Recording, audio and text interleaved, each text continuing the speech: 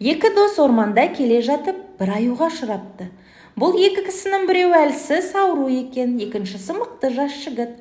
Аюды көрген жас жігіт ауру жолдасын тастап, бір үлкен ағаштың басына шығып кетті. Ауру байғұс ағашқа міне алмайды, жерге жатағап, өлген адамдай сияқты болды. Аю қасына келіп иіскеп, жөніне кетіп қалды.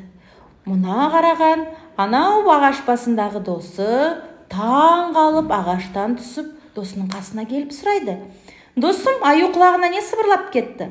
«Аю құлағыма ақыл сыбырлады. Екінші рет тар жерде жолдасын тастап қашатын доспен дос болма» деп кетті.